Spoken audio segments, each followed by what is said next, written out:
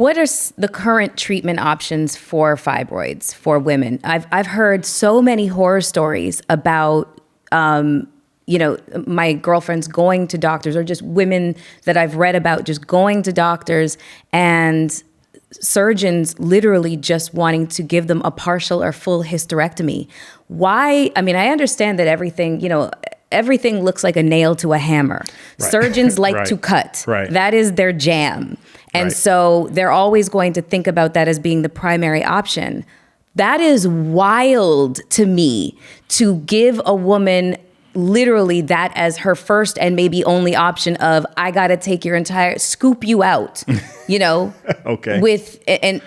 Without the consideration of how that would impact her life, especially if she is in her childbearing years, removing all option and choice from her.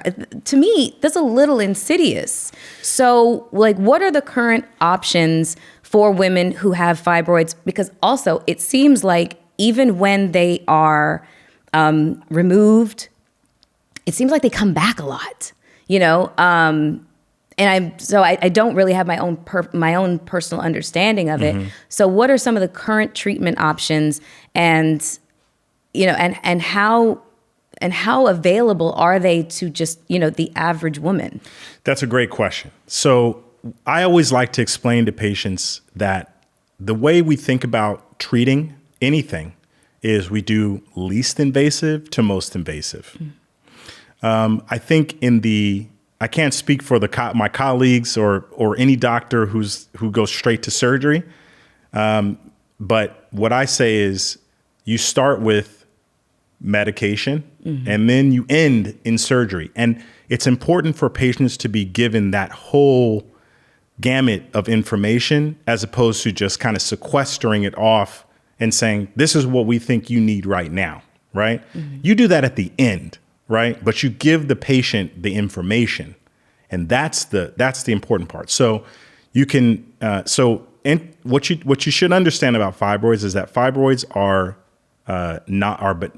for the most part, benign growths or neoplasms, right? I'll use that word, which means cancer, not cancer, but just cells that are not normally functioning, growths in the uterus. But most of the time they're benign, meaning non-cancerous. And those cells respond to things like estrogen and progesterone. So the first place that you start is by giving medication that helps with kind of keeping those hormones in check. So things like birth control pills. And don't think about birth control pills not as birth control pills, but as hormonal control, because birth control pills are essentially estrogen and progesterone, or progesterone only. There are some formulations that are made in very specific amounts per pill. The next thing would be things like an IUD, intrauterine device, that elutes hormone and keeps the hormonal balance in the uterus in a certain way to help mitigate the growth of fibroids. And then you would need to move on to minimally invasive procedures, things like hysteroscopy. So where you take a camera and you look into the uterus and you can remove fibroids that way without doing an incision on the abdomen, right?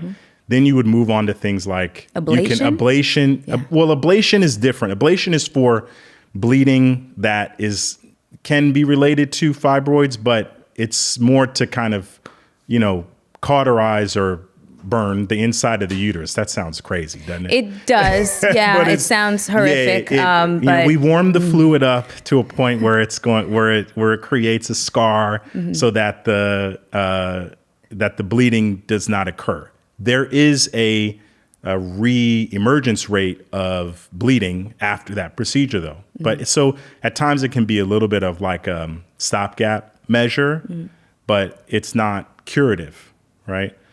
Then you can block the blood supply to the uterus to certain specific vessels. We call that uterine artery not ablation. Now you got me thinking about Sorry. ablation. No, it's okay.